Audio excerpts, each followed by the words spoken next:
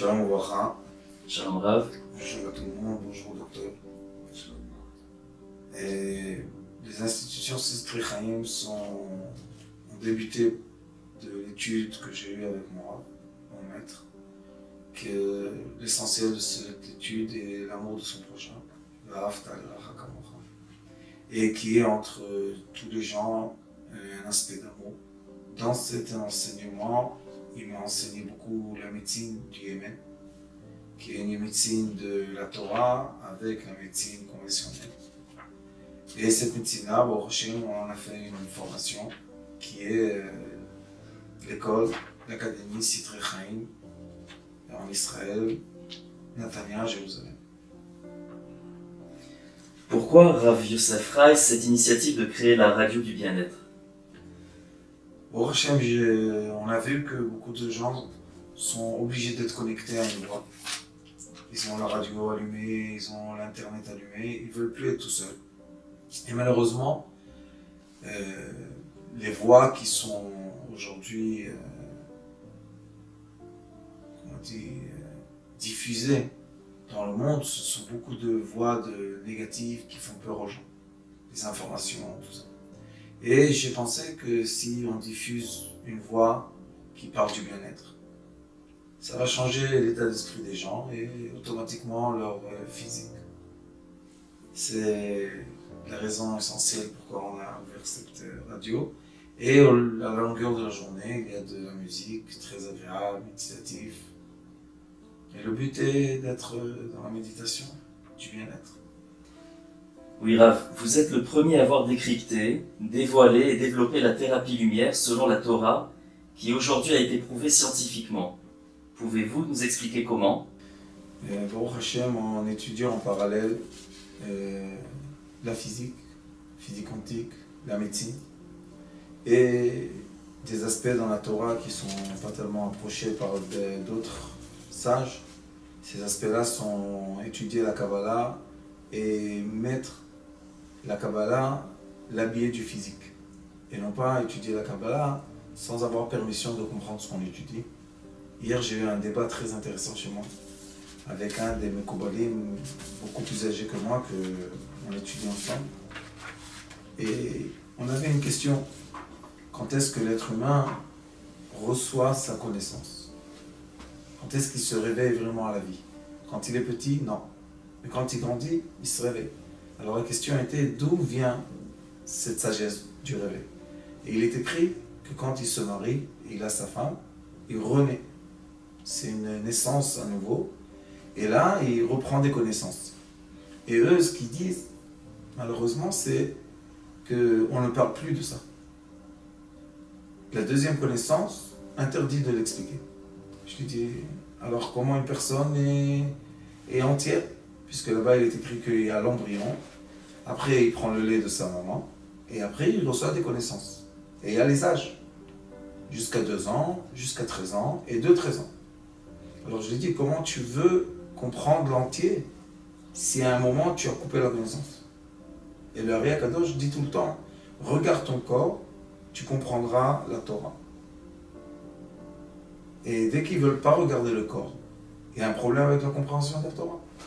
Et c'est pour ça que on essaie d'ensembler tous les domaines ensemble pour recevoir une image qui est plus complète. Qu'est-ce que vous en pensez, Rav Hassan?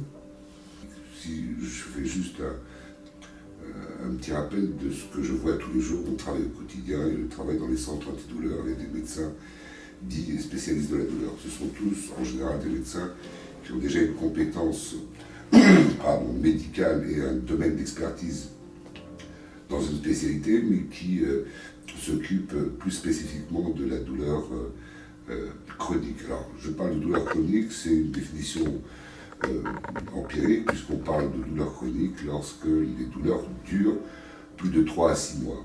En général, comme je le disais, c'est souvent malheureusement plusieurs années qui est là, alors même que la cause en général de la douleur de départ est quasiment soit guérie, soit a disparu. Donc c'est là la difficulté, c'est qu'on ne traite plus par exemple une hernie discale dans un problème de lumbago ou de douleur lombaire. Elle n'est plus là, mais il reste la douleur, ou même, par exemple, les douleurs qu'on va appeler neuropathiques, qu'on aura peut-être l'occasion de rappeler tout à l'heure dans certaines maladies comme le diabète ou d'autres maladies neurologiques. Donc, je voulais juste revenir à cette notion de corps et d'esprit. Dans la douleur chronique, a fortiori par rapport à la douleur aiguë, qui est plus un signal d'alarme et qui a une certaine nécessité, puisque si on n'avait pas de perception de la douleur, ben, malheureusement on ne vivrait pas très longtemps. Il y a comme ça une maladie génétique héréditaire qui s'appelle l'hyperesthésie congénitale. L'hyperalgésie, c'est-à-dire que les enfants naissent avec une insensibilité à la douleur. Mais vous imaginez bien que lorsqu'on met la main sur la table de cuisson, bah, ils s'entraînent, ils se brûlent. Lorsqu'ils tombent et qu'ils se font des fractures, etc., ils ne le sont pas. Donc il y a, tout ça pour dire qu'il y a un intérêt important à la douleur aiguë, mais il n'y a pas d'intérêt à ce qu'elle dure et perdure. Donc la douleur chronique a ce non-intérêt ou cet intérêt à durer. Donc on essaye de la soulager. Malheureusement, ce n'est pas si simple que ça. Et ce que l'on voit en termes de patients qui, dans nos consultations des centres de la douleur, il y en a en France, il y en a en Israël, il y en a en Angleterre, il y en a aux États-Unis, il y en a un peu partout maintenant, mais ça a mis beaucoup de temps à naître. C'est des patients qui ont déjà vu leur médecin généraliste au départ, puis différents spécialistes où ils ont été envoyés, et puis après toutes sortes de médecins ou de médecine. Vous parliez tout à l'heure, Rav, ou Chaim, en termes de présentation du point de vue de la médecine conventionnelle et de la médecine non conventionnelle. De plus en plus, il faut savoir que dans nos consultations à l'hôpital, en public, de façon académique, on voit rentrer depuis peut-être 2 décennies des nouvelles approches dites non conventionnelles. Et ça c'est important, puisque si vous me posez la question que vous allez me poser, que vous ne m'avez pas encore posée, c'est qu'est-ce qu'on va chercher de plus dans un centre de la douleur, un médecin de la douleur. On a les mêmes armes a priori que les autres. On ne va pas cacher des armes thérapeutiques juste dans nos centres à nous pour les délivrer à ces patients. Tout le monde a accès à ça, sauf que on a une vision, et je pense comme dans l'approche du Rav, une vision générale, globale du patient. C'est-à-dire qu'on essaie de tout mettre ensemble. Il n'y a pas le corps et l'esprit. Tout à l'heure, on disait la Kabbale, et c'est là où on se rejoint déjà sans même le savoir. Et je pense que nos médecins douleurs, qui ne sont pas proches de la Torah, de la Kabbale, et évidemment, tout le monde n'est pas juif, tout le monde n'a pas accès à la Torah. Et ceux qui ont accès ne le savent pas, et c'est bien ça d'ailleurs qui m'a intéressé chez le Rav, c'est cette appréhension de l'approche en même temps physique et intellectuelle, spirituelle ou psychologique, tout simplement. Alors, je monopolise la parole 2 minutes, mais pour expliquer qu'est-ce que la douleur chronique est, qu'est-ce qu'on retrouve dans cette douleur chronique, et vous allez voir que ça va rejoindre un peu nos approches. Dans la douleur chronique, dans n'importe quel type de douleur, il y a 3 composantes. Une composante sensorielle, on va appeler sensoridiscriminative, parce que je touche, je prends un coup sur une main quelque part, je le sens, mon cerveau l'aperçoit et ça passe par des fibres nerveuses, tout ça, ça va au cerveau, je sens quelque chose. Donc ça, c'est la composante que tout le monde connaît, comprend. Il y a la composante comportementale, cognitive, c'est-à-dire comment mon corps réagit, comment mon esprit réagit, quelle attitude je vais adopter, attitude physique. Je vais me mettre par exemple penché parce que ça soulage de la douleur de mon dos par exemple, mais je vais aussi avoir une pensée par rapport à cette douleur, un mécanisme de défense, de comportement qui va être, je vais éviter de me mettre dans certaines positions qui me font mal par exemple. Ça c'est la deuxième composante, donc sensoridiscriminative, deuxièmement comportementale, cognitive, et troisième composante qui est toujours présente, et c'est aussi très important, c'est la composante qu'on va dire affective et émotionnelle ou psychologique. Et celle-là, elle est extrêmement importante. C'est donc l'approche psychologique, dans quel état d'esprit je suis, quelle humeur j'ai par rapport à cette douleur, ou quelle est la conséquence de cette douleur.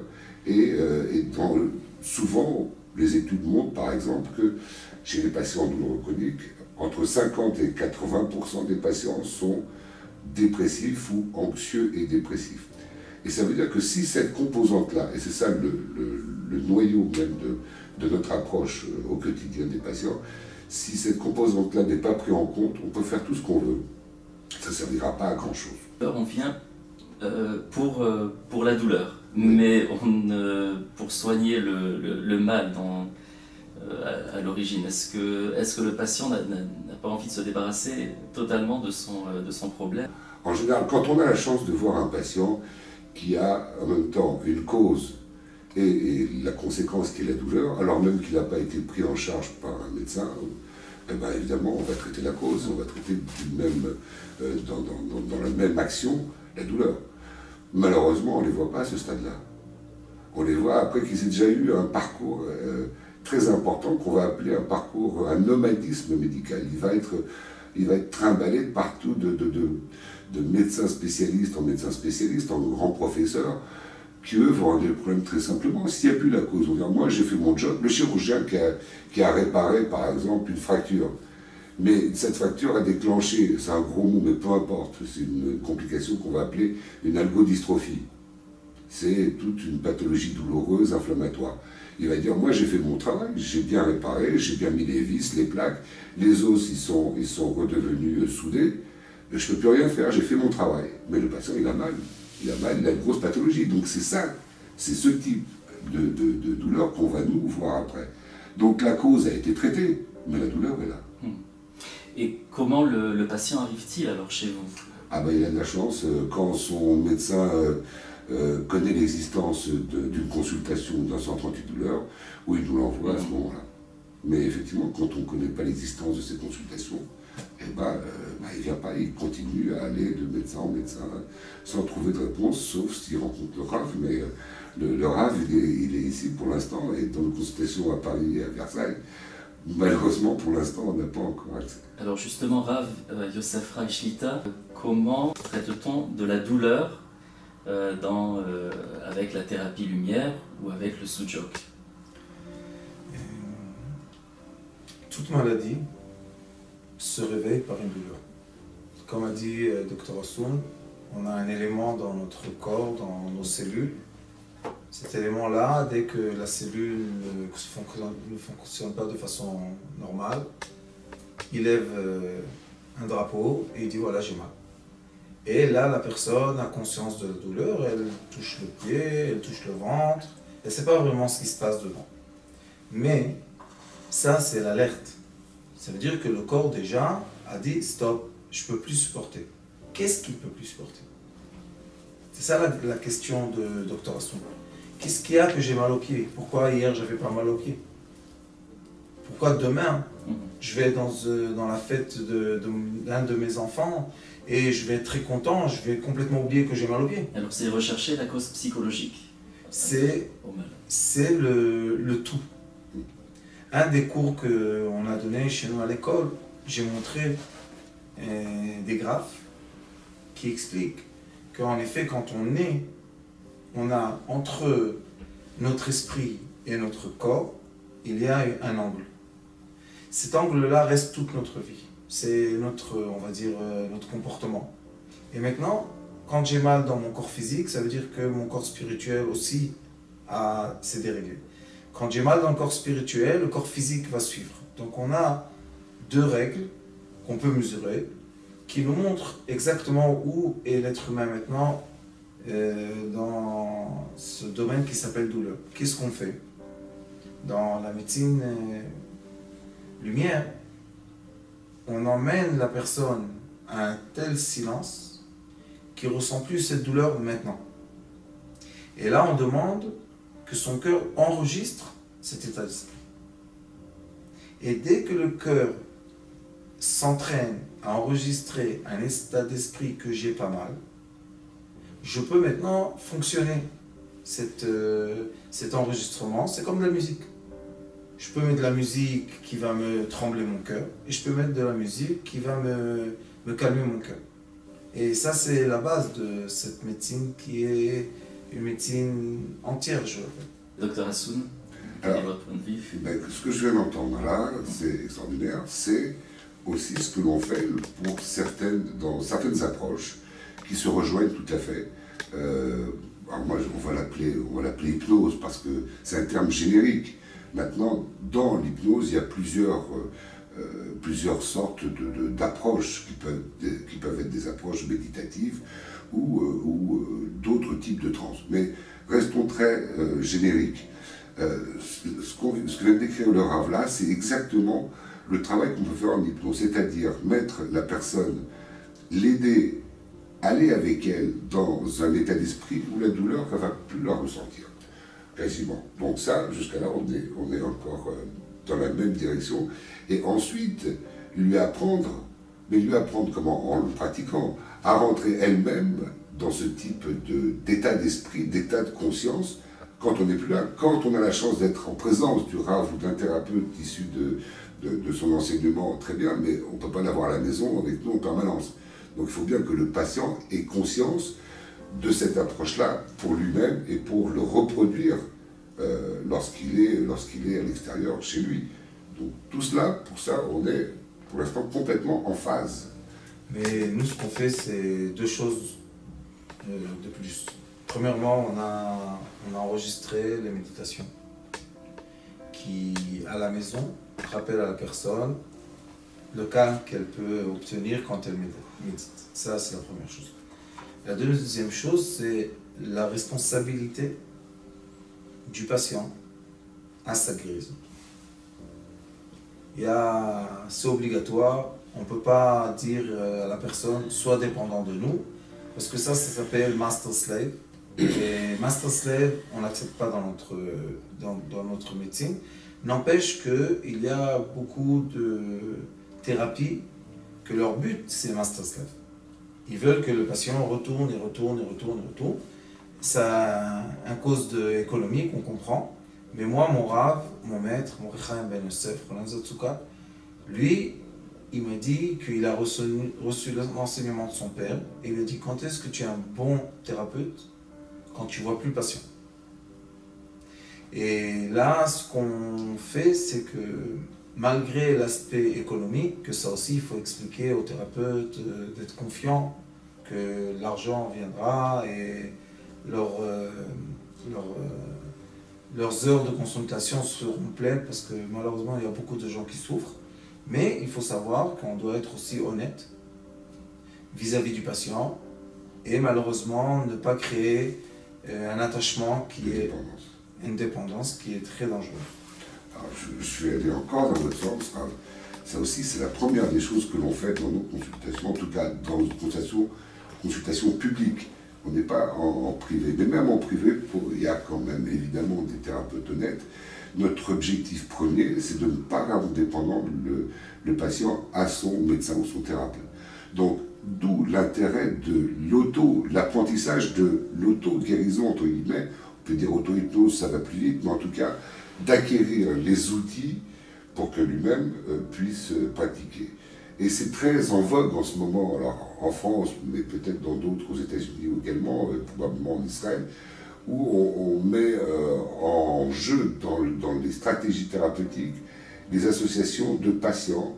Et la grande idée, on communique beaucoup depuis une petite dizaine d'années sur l'intérêt de la prise en charge du patient par lui-même. Donc l'implication du patient comme étant acteur de sa santé. Ça, c'est très, très en vogue en ce moment. Et pour cause, je pense que tant que le patient n'est pas impliqué dans sa propre guérison, effectivement, c'est difficile. Il faut vraiment qu'il soit impliqué, qu'il ait conscience, qu'il ait quelque chose à faire, même quelque chose de concret à faire. Et là, ça marche beaucoup mieux.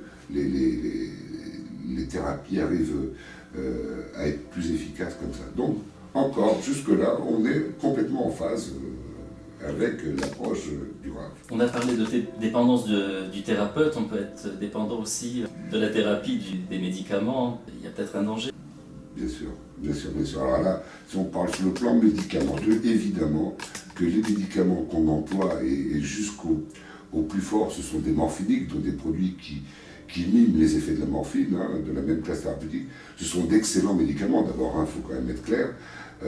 Maintenant, le risque, il y a un risque de dépendance physique et psychologique. Simplement, lorsque ces médicaments-là sont efficaces, le risque est moindre. Ça veut dire qu'il ne faut pas faire d'erreur de prescription. Il faut que le médecin, quand il prescrit des morphiniques, soit sûr que cette prescription soit justifiée. Une fois qu'elle est justifiée, le risque est moindre de dépendance, mais il existe.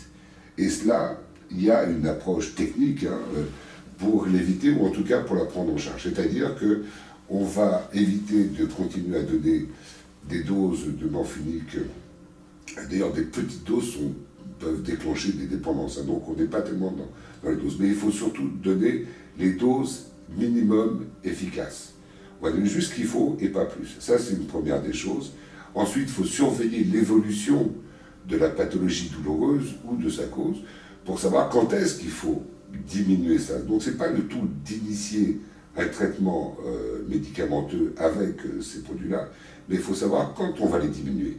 Et tout ça, ça reste après des questions de feeling, entre guillemets, de feeling. Il y a en même temps, quand on sent qu'on va commencer à diminuer, quand le patient nous dit qu'il est mieux, qu'on le surveille, hein, qu'il y a un suivi, et quand on commence à diminuer pour ensuite reprendre s'il faut ou descendre complètement.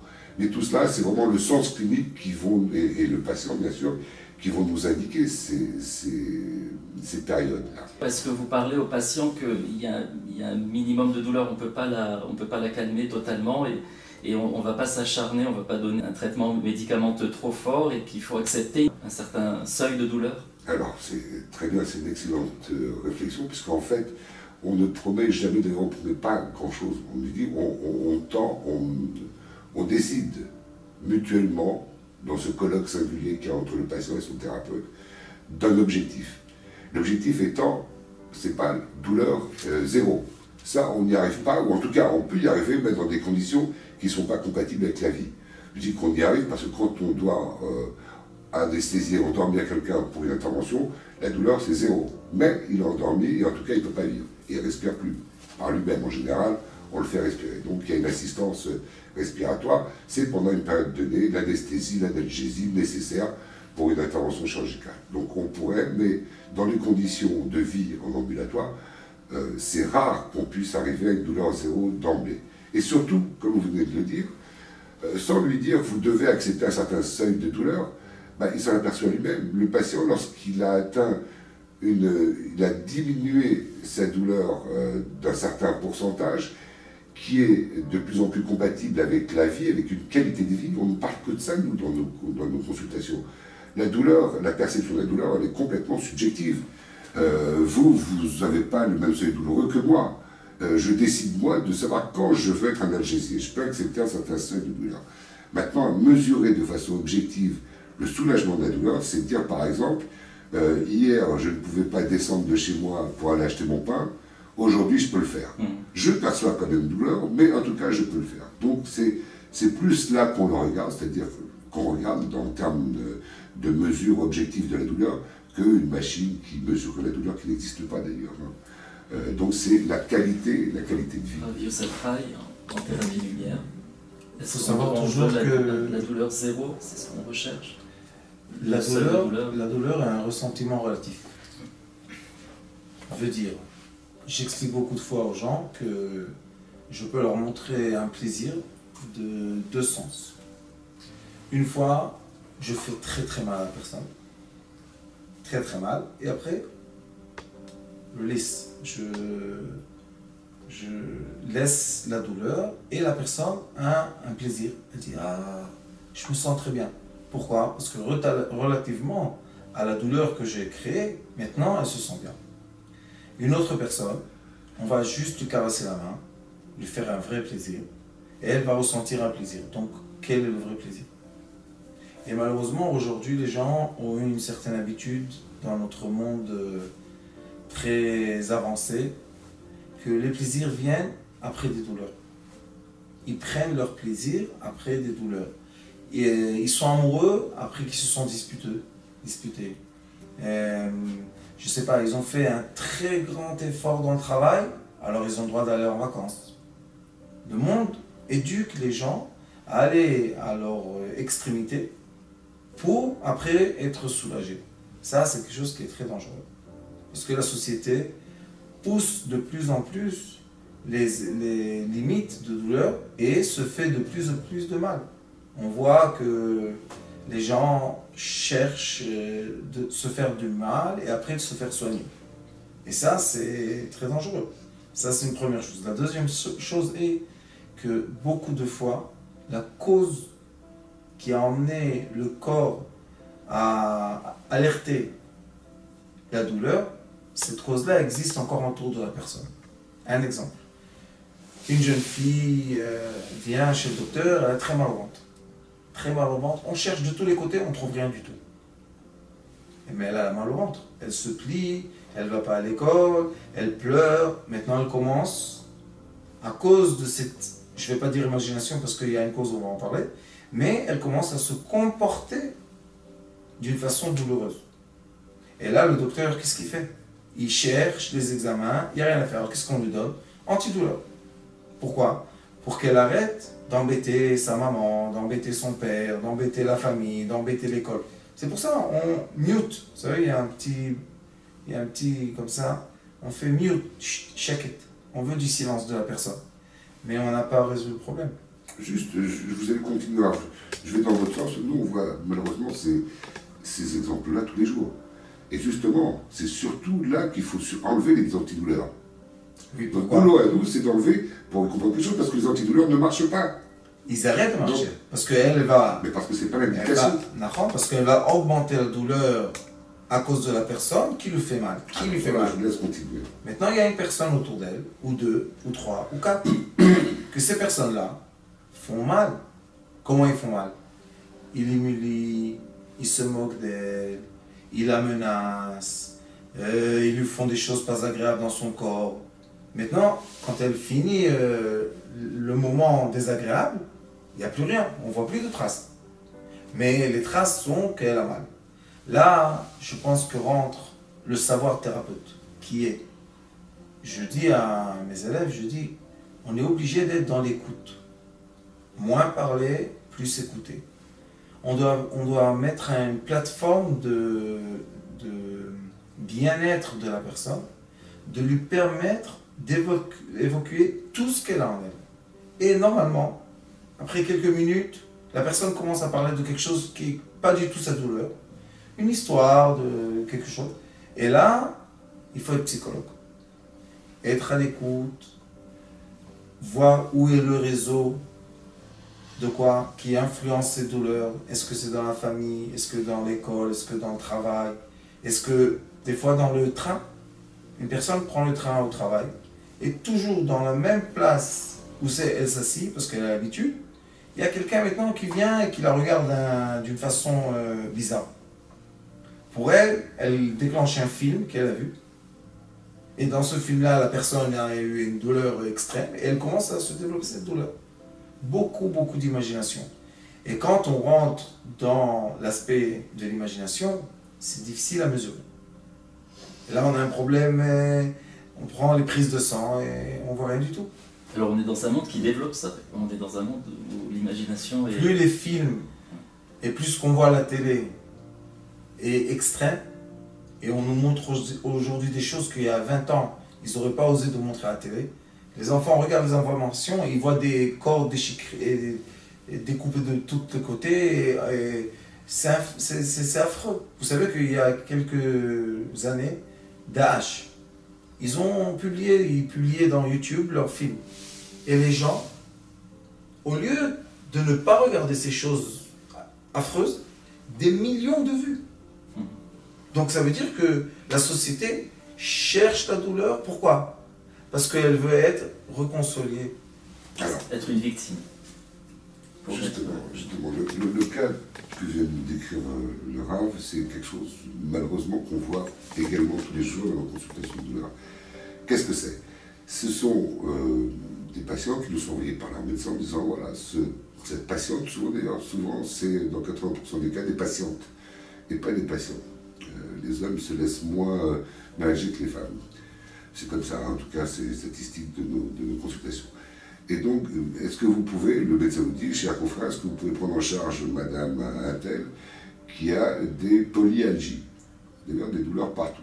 Alors, il y a un mot pour ça, je vais le lâcher là, c'est fibromyalgie, c'est-à-dire que ce sont des douleurs qui sont partout, dans toutes les articulations. Il y a une certaine définition, je ne vais pas rentrer dans le détail technique, mais en tout cas, ce qu'il y a, c'est qu'il n'y a aucun examen complémentaire qui prouve cette pathologie. Donc, peu importe, en tout cas, qu'on parle de fibromyalgie ou de syndrome polyalgique idiopathique diffus, comme on disait avant, SPID, ou encore, comme on dit aujourd'hui, un syndrome douloureux dysfonctionnel, en tout cas, il y a de la douleur qui est autre chose que physique dans son corps. Ça ne veut pas dire, et ça c'est là une notion qui est très importante, ça ne veut pas dire que la patiente nous ment ou simule. Elle a vraiment mal aux épaules, dans le ventre, dans les jambes, etc. Mais en tout cas, on ne trouve rien. Alors au lieu de répondre comme le faisaient malheureusement beaucoup de médecins avant, écoutez, vous n'avez rien au scanner, à l'IRM, vous n'avez rien là, avoir une dame, c'est dans votre tête. On ne répond pas à ça.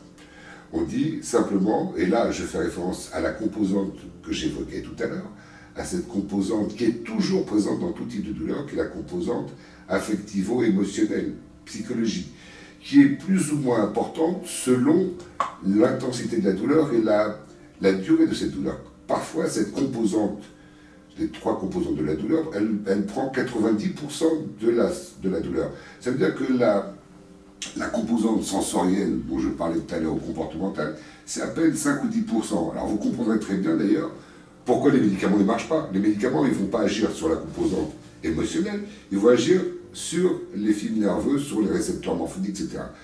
Même si ces morphiniques, qui sont d'excellents et de puissants antalgiques, marchent à 100%, ils vont marcher à 100% sur 10% de la douleur. Ça veut dire que la personne ne va ressentir quasiment aucun changement, puisqu'il y a 90% qui est occupé par toute la composante émotionnelle. Ça veut dire que si on veut traiter cette douleur globalement, il faut l'approcher autrement que par les médicaments antalgiques. Alors dans les centres antidouleurs, il y a des psychologues, des psychiatres? Alors, je réponds tout de suite. Le seul spécialiste obligatoire dans le cahier des charges des consultations douleurs des centres, c'est la présence d'un psychologue ou d'un psychiatre. Tous les autres médecins sont des gens, effectivement, qui ont une compétence particulière dans l'approche de la douleur, qui peuvent être anesthésistes souvent, puisque ce sont les anesthésistes qui ont créé ces centres il y a 50 ans, en Angleterre, aux États-Unis, puis en France, mais aussi des neurologues, mais aussi des rhumatologues, mais aussi, voilà, différentes spécialités. Et c'est pour ça qu'on a une approche pluridisciplinaire, mais pluriprofessionnelle. Il y a aussi, évidemment, des psychologues, des infirmières très importantes, des kinésithérapeutes, et puis voilà, des gens qui sont médecins ou non médecins, mais qui ont une approche différente de que le médical. Et c'est ça l'intérêt, la richesse des consultations. Donc si on n'approche pas, on ne prend pas en compte cette composante affective émotionnelle, eh ben on reste dans l'échec et dans la répétition de toujours rien. Donc l'intérêt, et là aussi je rapproche cette approche-là, ce que vient d'évoquer le RAF, c'est les syndromes post-traumatiques. Voilà. C'est un syndrome post-traumatique. Il y a eu un traumatisme, soit physique, soit psychique. Et on se retrouve dans le même cas que des gens à la guerre, ou en tout cas qui ont subi un attentat, ou diverses choses comme ça, où là, la répétition, il évoquait la répétition de la cause, du facteur déclenchant à un moment donné, va redéclencher le douleur, etc. Et là, on est dans ce qu'on va appeler des douleurs psychogènes. Ça veut dire que ce n'est même pas des douleurs psychiques. Il y a une différence entre une douleur psychique qui peut être représentée par le deuil, c'est le paradigme même ou le modèle même de la douleur qu'on ressent lorsqu'on perd un être cher ou même quelque chose, ou un travail, etc. Ça, c'est la douleur psychique. Et la douleur psychogène, qui est une douleur générée par le psychisme, c'est-à-dire par une mauvaise appréhension de la vie ou par un traumatisme psychique. Et là, l'approche est obligatoirement différente. Ce ne sont pas des médicaments antalgiques qu'on va donner. Parfois, on peut donner des médicaments qui vont être des psychotropes, des médicaments contre l'anxiété, l'angoisse majeure ou la dépression. Mais ça ne suffit pas. Ce n'est pas les médicaments qui vont tout faire. Il faut qu'il y ait une approche humaine avec, qui est une approche psychothérapeutique par le psychologue ou par un thérapeute qui peut, et là je rejoins aussi l'approche du Rav pour cette prise en charge. Ce qui est aussi très important, c'est quand on étudie l'âme, la structure de l'âme. Et quand je parle de l'âme, je parle du nefesh, je parle de la vitalité de l'être humain. Après, quand la vitalité est en place, on peut construire des immeubles très hauts. Mais le but et la base de tout le monde, c'est la vitalité. On veut vivre bien, on veut ressentir la vie comme il faut. Et une des bases est l'envie de l'être humain. Beaucoup de fois, et on est avec des envies, à la naissance, comme ça on a été programmé d'en haut, on a des envies. Et ces envies-là, quand on est empêché de les avoir, notre phase entre l'âme, la vitalité et le corps commence à se dérégler. Pourquoi? Parce que l'envie est la raison pour laquelle on est venu sur Terre. Si on ne peut pas vivre notre passion, on va dire, envie, passion, tout ça, si on n'a pas le droit d'avoir la passion, maintenant on a encore une personne qui devient malade, et sa maladie dit « laissez-moi être passionné de ce que je veux ». Et malheureusement, nous sommes dans un monde moderne que tout est permis et rien n'est permis. Tout est accessible et tout est tabou à la fois. Et là, plus les gens ont l'accès facile, l'accès vite à leurs envies, mais à la fois un tabou qui les empêche de le vivre, alors là, on a un décalage de sensations. Je le vois, je l'entends, je ne peux pas le toucher. Et ça aussi, si on sait être à l'écoute de la personne, on peut comprendre quelle est son envie, quel est son désir, quelle est sa passion, le permettre de façon positive et non pas de façon négative, parce que chaque chose peut être approchée négative ou positive, ce sont les deux polarités de la vie. Et si on a assez de silence interne, on permet l'autre personne qui est en face de nous, qui est le patient, de s'exprimer comme il faut. Et là, on a encore un degré qu'on peut guérir juste par permission de l'envie ou de la passion de la personne. Rav, est-ce que la partie du corps qui fait mal traduit du problème psychologique de la personne? J'ai mal au dos. Là, Baruch Hashem, on a des enseignements très précis. Très précis. La Kabbalah explique chaque membre représente un certain vécu, certaines sensations spirituelles qui se dévoilent dans un certain membre, dans la médecine chinoise, dans la médecine coréenne, la médecine japonaise, toutes les médecines qui sont, comment vous appelez ça, éthériques, non conventionnelles. Non conventionnelles. Toutes ces thérapies-là qui viennent de l'Asie, et l'Asie en hébreu c'est Asia, et Asia en araméen c'est médecin. C'est pour ça que ça s'appelle l'Asie. Parce qu'Abraham Avinu a donné à ses enfants qui sont partis en Asie, qui sont les frères d'Yitzhak, il leur a donné quoi? Il leur a donné le secret de la médecine. Asia. C'est pour ça que ça s'appelle Asia. Et c'est pour ça que eux, ils ont le développement le plus on va dire, poussé. Le développement le plus poussé qui représente les membres et la sensation. Et dans la Torah, on a Patach Eliyahu, tous ceux qui disent Patach Eliyahu, il y a l'épaule droite, l'épaule gauche, la jambe droite, la jambe gauche, le corps. Et oui, bien sûr que les membres peuvent nous signifier, pour moi par exemple, les membres sont les panneaux qui disent quelle est la sensation ou le sentiment qui est maintenant atteint, spirituel.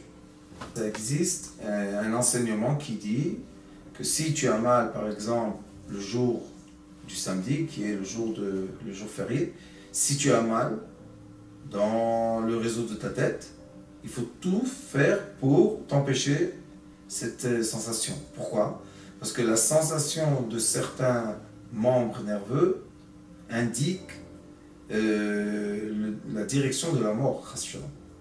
Et quand on a l'indication la plus faible qui peut, on est tout de suite obligé d'intervenir et faire le meilleur pour la personne. Autrement dit, lorsqu'il y a un pronostic vital et on ne sait pas toujours, parfois une petite douleur peut entraîner un pronostic vital. Donc effectivement, là, il y a des gens qui ont des forces de résistance de douleur. Et ils ont mal, par exemple, au côté droite du ventre, où est l'appendicite. Ils ont juste mal et ils disent « Ah, je ne me sens pas tellement à l'aise ». Et si on est assez... on a le sentiment des autres, on peut le ressentir, on voit que la personne devant nous est très très forte. Donc peut-être elle est à 1 heure d'exposition de l'appendicite et là malheureusement elle peut mourir. Alors ce qu'on fait, et là je veux préciser, et c'est très important, le thérapeute, le vrai thérapeute alternatif, est obligé de travailler avec la médecine moderne. Obligatoire. Pourquoi? Parce que la médecine moderne a une partie dans la thérapie entière. Ça veut dire que si une personne a mal au ventre, et je ne peux pas détecter ce mal de ventre, mais je vois son visage, je vois son comportement, comme a dit le docteur Hassoun, la façon dans laquelle il s'assoit, il y a tout un langage du corps, je l'envoie tout de suite à l'hôpital. Je lui dis, va tout de suite faire des examens. Mes yeux ne sont pas des röntgen, ne sont pas MRI, ne sont pas CT. Avec tout le respect qu'on a pour les êtres humains, il y a des choses qui ne sont pas dans les réseaux qu'on peut voir. Oui, et docteur Hassoun, vous pensez qu'on est moins résistant aujourd'hui à la douleur? D'après votre expérience, vous voyez? Je ne pense pas qu'on soit moins résistant, mais ce que je peux dire, c'est que d'une personne à l'autre, il y a des différences extrêmement importantes. Il y a des cultures. Il y a dans certaines, alors je ne veux pas trop le mot ethnie, mais pourtant c'est comme ça, hein. Il y a différentes ethnies et il y en a qui sont plus sensibles à la douleur, ou en tout cas qui l'expriment plus. On voit très bien, il y a des gens qui sont, il y a des cultures plus extraverties que d'autres, où il y en a qui sont beaucoup plus stoïques. On ne verra pas, ils vont l'exprimer beaucoup moins, mais en même temps, lorsqu'on est fin clinicien, thérapeute, on reconnaît, comme vient de dire le Rav, dans les yeux, dans les comportements. C'est pour ça que c'est très important, le comportement et la cognition. Donc, voilà, je pense qu'avant, on faisait des travaux beaucoup plus durs, c'est vrai, mais c'est pas pour autant que j'étais plus résistant à la douleur. Je crois que, voilà, aujourd'hui, c'est sans l'évolution.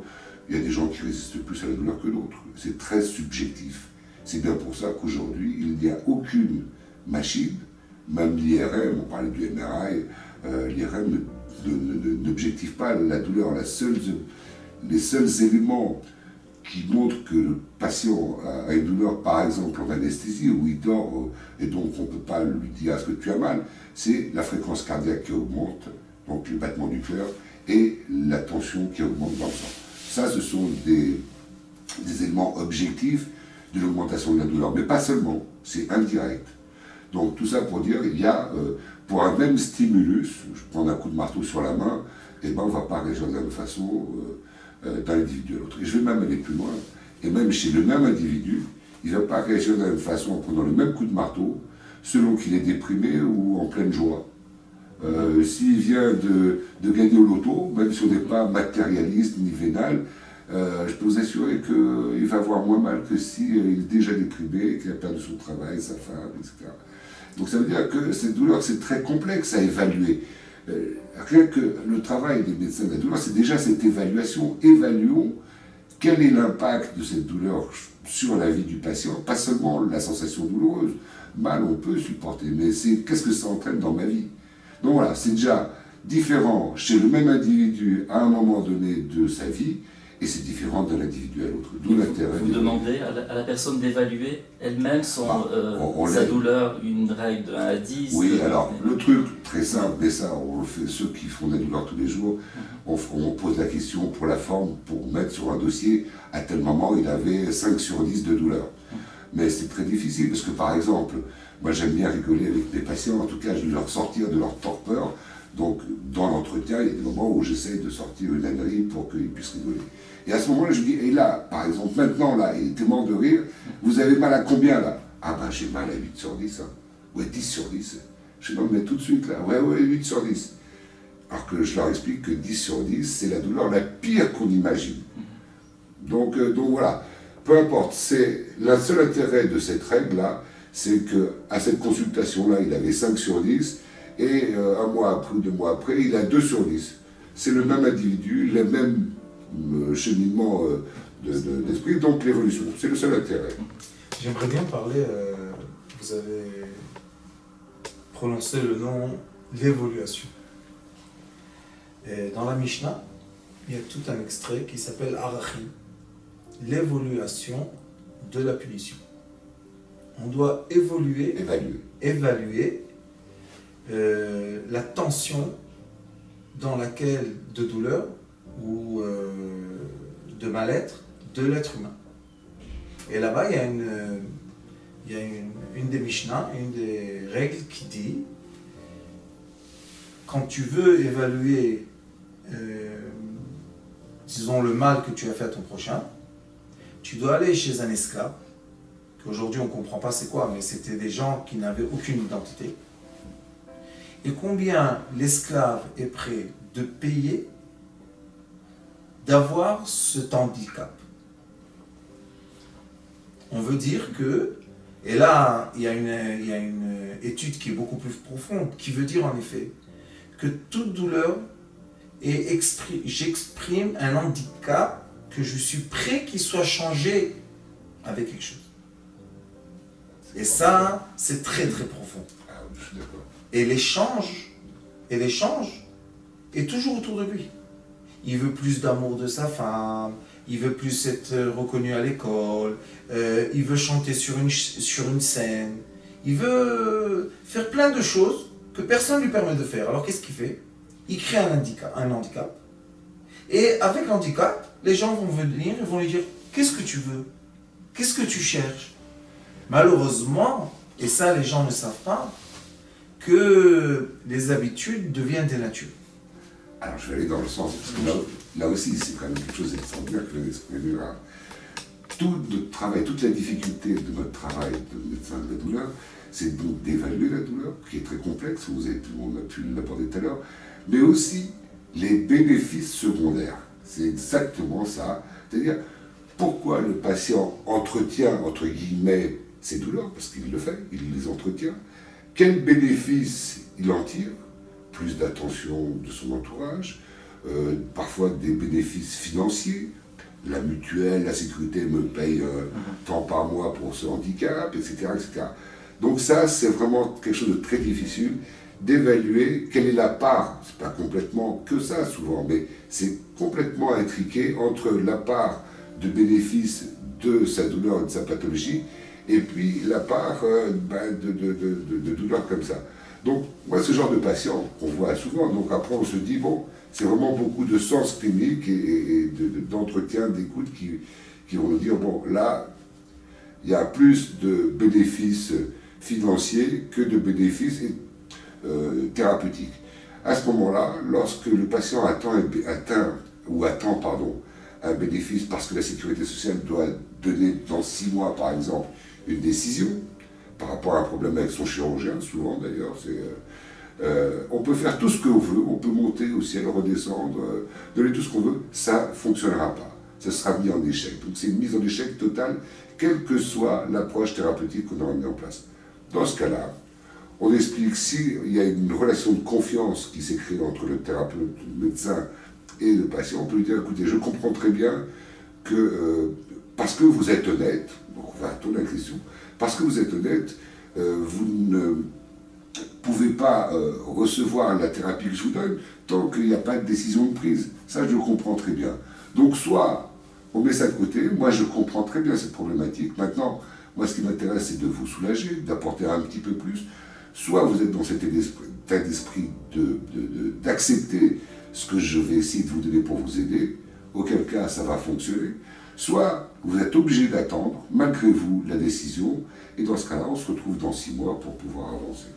Et là, on parlait aussi de l'implication, et ça je vais laisser Lara vous parler de ça, parce qu'on en a discuté une autre fois, c'est l'envie du thérapeute de faire du bien à son patient, de le soulager. ça ne se mesure pas, mais c'est l'implication qu'a le médecin ou le thérapeute de vouloir faire du bien à son patient. Vous me direz, c'est pas évident. Ben non, c'est pas si évident que ça du tout. Parce que il y a d'autres intérêts, parfois, que l'amour de son patient. Il faut aimer son patient pour lui faire du bien, et ça, le patient le reconnaît et le voit très vite, et effectivement, ça fonctionne beaucoup plus facilement. Alors c'est assez frustrant quand vous savez que le patient aurait la possibilité de ne plus souffrir et qu'il continue à souffrir parce qu'il a toujours cette volonté-là de... C'est son choix.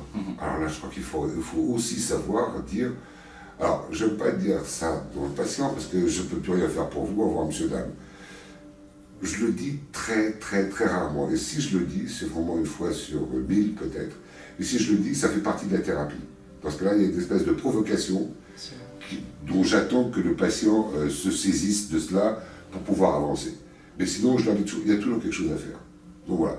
Mais en même temps, il faut aussi accepter que le patient ne veuille pas être soulagé. C'est une fausse demande. Lorsqu'il vient nous voir en nous disant « j'ai mal », il inclut dans le terme « j'ai mal » sa souffrance, les bénéfices secondaires, etc., etc. Il y a beaucoup de choses. Donc il faut savoir reconnaître, et c'est ça notre spécificité de thérapeute de la douleur, d'évaluer, de reconnaître ce qu'il y a derrière la plainte du patient. Et ça, c'est parfois un peu compliqué. Et là aussi, vous avez un échange avec les psychologues, Bien sûr, on travaille en permanence avec nos psychologues et nos psychiatres. Au bout lorsqu'il y a un cas difficile, toutes les semaines, voire tous les jours, on fait des réunions de concertation pluridisciplinaire, pluriprofessionnelle, pour discuter ensemble des cas difficiles. Et après, on est plus intelligent, j'ai déjà entendu Laura le dire, mais évidemment, on est plus intelligent à plusieurs pour discuter de cas complexes. Maintenant, normalement, tous les thérapeutes de la douleur ont un cursus, en tout cas psychologique, d'études de psychologue ou de psychiatre, pour pouvoir comprendre un peu mieux que les autres. Mais ce n'est pas toujours le cas, donc dans ce cas-là, il y a le psychologue ou le psychiatre qui fait ce travail-là. Ce qui est important à dire aussi, c'est que les gens doivent savoir que leurs habitudes deviennent des natures. Et ces natures-là, ce sont des natures qui se sont appropriées malgré qu'eux, ils sont bien. Juste, ils ont eu l'habitude, par exemple, je connais un jeune homme qui a eu un accident de voiture, tout allait bien, il a été jeté d'une voiture, il s'est assis par terre. Et un ami à lui, il lui a envoyé WhatsApp, il lui a dit « bouge pas, je t'envoie mon avocat ». L'avocat est arrivé, il était encore assis par terre. Il lui a dit « maintenant tu cries, t'as mal au dos ». Crie, crie, crie, crie. Il a crié, l'ambulance, les histoires. Un jeune homme de, je crois, 20 ans peut-être, il va avec une béquille, tout le temps. Maintenant, pour recevoir l'assistance sociale, il ne peut pas travailler. Donc il est devenu handicapé du travail. Il ne peut pas aller avec ses amis, parce qu'en Israël, je ne sais pas comment ça se passe en France, mais il y a des détectives privés qui suivent les gens. Détectives privés qui te font les photos quand tu dis tu as mal au dos et on te voit venir du chouk avec... S'il y a un doute, il y a la Sécu qui peut envoyer des contrôleurs. Et ça, c'est pas tellement sympa de vivre. Alors moi, je pose une question aux gens. Je lui dis, écoute, tu as un bénéfice, c'est vrai, tu vas gagner 1 million de shekels. Mais est-ce que tu vas avoir, après que tu t'es approprié la nature de l'handicapé, est-ce que tu peux bénéficier de ce million de shekels? Tu ne pourras pas. Donc, le but est faux. L'objectif est faux. Il faut enseigner aux gens que le bien-être naturel du quotidien est le but de la vie. Non pas un bien-être soudain dans la vie, on rencontre 10 millions de shekels. Non, ça c'est pas le bien-être. Ça c'est un tourbillon qui peut t'emmener très loin négativement aussi. Alors moi je dis aux gens, ça c'est la première partie que je voulais exprimer à Dr. Hassoun, c'est que la nature seconde, que la personne qui a la douleur s'est appropriée pour le bénéfice secondaire, nous les thérapeutes, je pense qu'on a le devoir et la permission d'aller jusqu'au bout. Leur dire, il n'y a pas de problème. Tu veux aller comme ça? Il n'y a pas de problème. On te coupe un pied. Et c'est ce qu'ils font à Rachim. Quand on étudie le Talmud, on dit à la personne qui est devant nous, qui est en train de mentir, on dit, il n'y a pas de problème. Combien tu veux de lui? 10 millions? Il n'y a pas de problème. Coupe ton pied. Et là, la personne, elle dit, ah, coupe pas mon pied. Ah, pourquoi? Alors pourquoi tu viens au tribunal pour demander de l'argent de quelque chose qui ne s'est pas passé? Ça, la première chose. Deuxième chose que Dr Assoun a parlé et qui est très important, moi j'enseigne ça à mes élèves, c'est que le thérapeute doit se travailler lui-même. Pourquoi? Parce que la plupart du temps, et on sait que l'intervention entre deux personnes, ce sont des fréquences d'énergie. Et les fréquences d'énergie de quelqu'un qui souffre, ce sont une fréquence d'énergie qui réveille chez nous l'empathie, on a pitié de lui, vite, on ressent ce qu'il ressent. Et là, nous, en tant que thérapeute, on n'est plus objectif, on devient subjectif. Et là, la thérapie devient un mensonge. Parce que si je m'occupe de toi parce que j'ai pitié de toi, donc je ne peux pas m'occuper de toi. Quand je m'occupe de toi, je dois être objectif de quoi? De ce que tu as vraiment, et non pas ce que tu veux déclencher vis-à-vis de moi vers toi. Je parle des degrés un peu plus profonds, mais on est obligé d'étudier ça aussi. Et enseigner à nos thérapeutes quoi? Toi, le thérapeute doit être essentiellement dans un silence qui lui mène le sentiment entier de lui-même, premièrement. Et se dire et savoir que maintenant je suis objectif. Maintenant, la personne qui vient me voir, quand je parle, ma parole, mon discours doit être khadriki, comment on dit? Droit. Pas seulement droit. Oui. Juste. Moi, je te dis comme ça. Tu veux pas, c'est ton problème. Mais tu vas pas déformer mon savoir. Et beaucoup de fois, on voit dans la vie que le patient déforme l'état d'esprit du thérapeute. Et en Israël, les thérapeutes, comme ils ne connaissent pas cette technique d'être dans le silence, entre 3 et 5 ans, ils arrivent à travailler. Après, ils n'arrivent plus. Ils deviennent malades eux-mêmes, ils quittent la thérapie, et ils n'arrivent plus à s'approcher des gens malades. Pourquoi? Parce qu'au lieu d'être un thérapeute, ils sont devenus des gens qui comprennent l'autre, qui le ressentent, qui ont pitié de lui. Beaucoup de fois, ils se marient avec lui. Alors, je peux expliquer un mot là-dessus, je crois que c'est important. Plus qu'un mot. Alors, là aussi, je vous rejoins. Je vous rejoins, mais c'est pas simple. Et c'est bien pour ça que c'est difficile de former des médecins qui ont cette approche-là. On va dire qu'en psychanalyse, pour faire très, très général, ce que vous exprimez là, c'est le contre-transfert. C'est-à-dire quels sont les sentiments que le patient a, que le médecin ou thérapeute a vis-à-vis de son patient.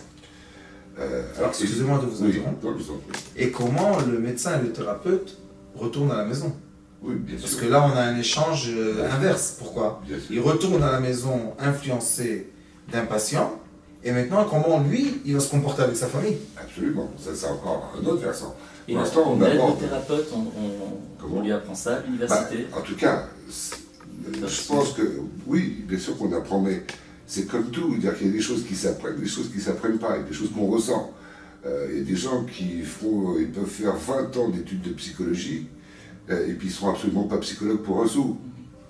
C'est comme ça, hein, c'est-à-dire que moi je pense qu'on est attiré par un domaine où on a certaines, pas facilités, en tout cas facilité, désir, etc.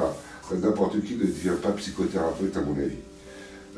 Par exemple, moi j'enseigne sur un diplôme d'hypnose en France.